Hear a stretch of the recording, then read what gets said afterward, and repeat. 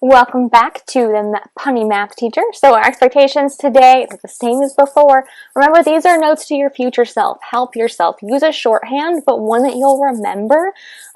Make sure you're pausing, changing the playback speed, rewatching this as you need to. That way you can write it down and you're not trying to rush, because I'm not trying to rush you. I'm just trying to keep it between 10 and 15 minutes. So when you use twice this video's length, you have 20 to 30 minutes to process this and not rush, and make sure you can answer all the questions. All right, so today's objective is the same as the last one. It'll be the same for the next 2 videos beyond this one. So 4 videos in total. We'll solve equations, and then our comprehension questions are a little different. So at the end, we'll be focusing mostly on multi-step equations today, and then, which I'm going to pull it up, that way you can see what I'm looking at. So today, this video is for page 9, solving multi-step equations, but there's a part 2 with variables on both sides and special cases. That'll be on page 10, and will be a separate video right after this one, but just so you know that you're aware, it is kind of 2 pages put together. The basics are right now on page 9, and later we will have a page 10. So make sure those are all labeled in your notes, and we are getting going. So, solving a multi-step equations, we are going to have some abbreviations because I like to have this, and that way you don't have to write as much. It'll be awesome. So, we're going to use TBS to mean to both sides. Remember, we're keeping it balanced equations, so what we do to one side, we have to do to the other. And then CLT will be to combine like terms. And we are going to have 5 examples on here. So 5 examples. And we'll see if we have room on our paper, then we'll have, actually, I'll write down the extra practice, but we're going to have 5 examples with steps, and then you can do the rest on your own. That's what we'll do. Okay, so our first example will be A, and we're going to say 2x minus 3 equals 11. And yeah.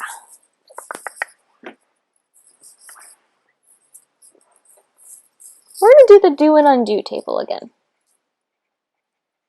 I think that'll help more. We'll do some with the do and undo. I'll write out some of the steps, and we'll see how this works. Figure out which method works best for you. There's more than one way to do it. There's only one answer, but there's way more than one way to actually solve an equation, or to communicate how to solve an equation. So with this one, if I had substituted in like 5 for x, that would be, I'm going to multiply by 2 first, and then I'm going to subtract 3. Remember, doing goes in this order, so when I undo, I'm going to be adding 3 first and then dividing by 2. Pause the video. Why did I put it that way? Did you watch the previous video? So I'm going to add 3 to both sides. Notice how I'm lining up the constants. The 3's are constants, the 11 is a constant. Those make 0. If they don't make 0, we did something interesting. I now have 2x equals 14. Notice how the constants are lined up, the equal sign is lined up. I do move the 2x, but that's because the 0, I don't have to write it. And then I'm going to divide by 2, or you could have multiplied by 1/2. Those make 1, which they have to. So x equals 7, and you could always go back in, do your check step. So if I substitute in 7 minus 3, does that equal 11? 2 times 7 is 14 minus 3, that is 11, so I know that I am good. So you can do the do and undo table. All right.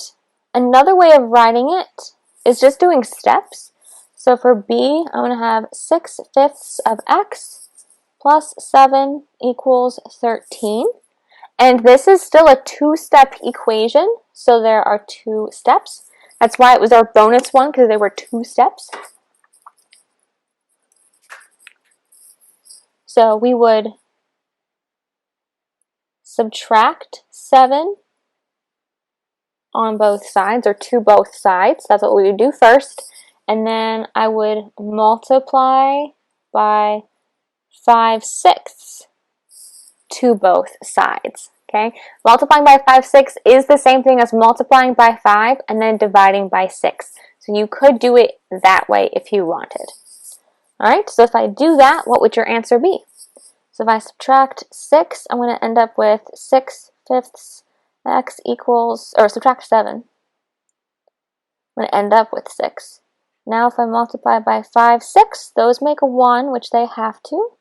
5, 6, those make 1, which is nice, so x is 5. If this seems really cluttered or clustered to you, you can break it down and write more steps. That way you have less happening at each step and you can read your handwriting better. Totally fine. It's up to you how you show work, as long as it's neat and clear to someone else who's reading it what is happening and why you're doing it. I'm not just skipping from 2x minus 3, which actually, we're going to do that on the next one. Let's do that. Let's do that on C. Then we can look at this. Alright, changing up our variable. We're using a y instead. Alright, so sometimes people like to write this.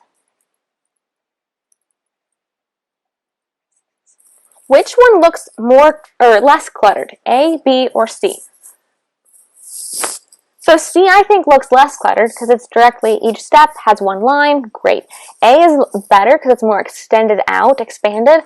B is weird because I did the first step here and then did a second step here and then just moved around and you can't really tell where I'm going. So either way, it's much better and clearer to communicate if you have a vertical, all aligned, equal sign, and it's nice and organized. The do and undo is even better because then it tells me what I should be looking for.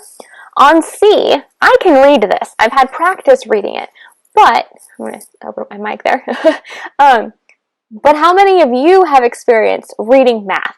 If you were just learning how to do an equation, does writing this step and changing it to this step tell someone else what you did and why? Or do they have to spend an extra minute to think about, okay, the 3y plus 2 turned into a 3y. How'd they do that? The 11 turned into a 9. Okay, they subtracted 2. Oh, okay, so they subtracted 2 on both sides. Someone took an extra minute to process and think that through, whereas on this first one, I don't have to process that you added 3 because you told me you're adding 3. It's explicit. I just have to check then, did you do negative 3 plus 3 correctly? Did they make a 0? And is 11 plus 3 actually 14? It's less for my brain to process because you put it on paper for me to look at. This is the better work to give so that someone who's reading your work understands it quicker. Both are correct. Both show me that you know how to solve an equation. I want to know, do you know how to communicate how you solved that? What was your logic? What was your reasoning? Is this the right thing? Because you could have written 3y equals 12.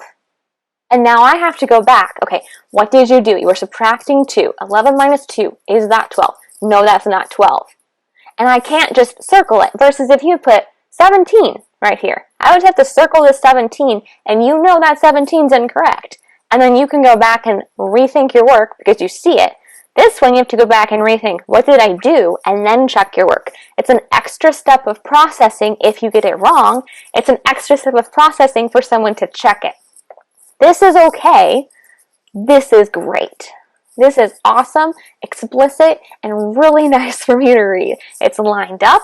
It's crossed out for zeros. This one's funky. I mean, it's crossed out for zeros, but it just goes all over the place. So even if you're gonna go all over the place, try to stick with this one. This one at least is all organized and lined up. This one's the best. This one's okay. This one's okay. It's gonna take me twice as long to even think about it because I have to find each step and make sure I found them in the right order. So arrows help there if you're gonna be that wild. If you're running out of paper, just get a new piece of paper. It's totally fine. Alright, and now we're going to have 2 more that are a little longer, a little challenging. D. Alright, we're going to have 4, and then parentheses, 1/3 P, changing up our variables, plus 1/2 equals 6. Alright, so there's 2 ways you can do this, and we talked about this with the distributive property a couple videos ago. You could distribute the 4 through, or you could divide by the 4 right away because this is 4 multiplied by this whole quantity. So there are 2 ways you can do it. I'm going to do it in brown one way, I'll do it in purple another way. So if I divided by 4, 4 divided by 4 makes 1. So I'm left with 1/3 P plus 1/2 equals 6/4. I'm going to subtract 1/2. Notice I'm keeping numerator over denominator. those make 0, so we may not have room for my bonus one. 6/4 is the same as 3/2, so I'm actually going to simplify it now. That way they have common denominators when I'm adding and subtracting. 3/2 minus 1/2 will be 1, or 2/2. And now I can multiply by 3, because 3 over 1 is the same as 3, and so P will equal 3. If I was going to do it in purple, if I was going to distribute, okay, so my first problem, making sure I'm writing it the same. Okay, I'm going to distribute in, so I'm going to get 4/3 P plus 4/2 is actually 2, equals 6. Now I'm going to subtract 2 from both sides. I'll get 4/3 P equals 4. Notice I'm not really using the lines. I mean, they're making my words straight, but I'm not, my numbers straight. I'm not really trying to line them up with each line. Sometimes this can get really claustrophobic if you're using college rule because it's all short. So wide rule's nice. Okay, and then I'm going to multiply by, my mic is probably still catching up my hair. Okay, 3 over 4, 3 over 4. 3 divided by 3 makes 1. 4 divided by 4 makes 4. P equals 4 divided by 4 makes 1, so I'm left with 3. Which one do you think went simpler? Which one would you prefer? To distribute the 4 through and get rid of the parentheses that way, or divide by that outside factor, or outside factor, and then just drop the parentheses because you don't need them anymore because you undid the multiplication? Which would you prefer, and then why? And then one last one. We're going to do a last one. And this is a time when you run out of room. So this one I might do this way or this way, just because if you can show more work other ways, maybe that'll help someone read it better. Okay, so I'm going to have 3x plus 5x plus 4, that's a constant because there's no x on it, minus x plus 7 equals 88. Alright, so I notice I have some constants and I have some algebraic terms. So I'm going to actually circle all of my like terms, or underline or box or do something so that I can tell what is a like term. So all my x's with this sign in front of them, all my constants. Okay, so how many x's do I have? I have 8 minus 1, so I'm going to have 7 x's. 4 plus 7 is going to be an 11 as my constant, equals 88. Alright. Now I'm going to subtract that 11 and then divide by 7. So if you're going to run out of room and you really don't have any paper, because I could go to the back, but I'm not going to, subtract 11. You can write it really small, but I can still see it. That way someone can still process what you're doing. I get 7x equals 77. Go up, 7x equals 77, divide by 7, x equals 11. So I drew arrows too, so if you're out of room and you just have to go horizontal, draw arrows. Tell me what's happening at each step. Don't draw equal signs because they're not all equal. Draw arrows. Alright? And we'll leave it at that. So you can always go online and look at more equation practice to solve equations. There's a bunch more things on the website. And I'm going to minimize that and bring up my PowerPoint. We're still under 15 minutes. So notice that my comprehension questions changed to, does a scale still help you? Does that visualization still help you think about balancing and the additive identity and the multiplicative identity and why we use them and how we use them? If not, what changed? Have you just gotten better? Have you done more practice? Or do you prefer a different visualization tip? And then create your own multi-step equation and challenge someone near you to solve it. So it can have parentheses in it. It can have a bunch of like terms that someone has to combine. Make sure you put some negatives in there for a twist. Or try it on your own and then let it sit for like 3 days so you forget how to do it or the answer and then come back and try it. That way you actually make sure you've learned it and it's actually stuck in your head. Alright, so thank you for bearing with me. 30 seconds left till 15 minutes and have a great day.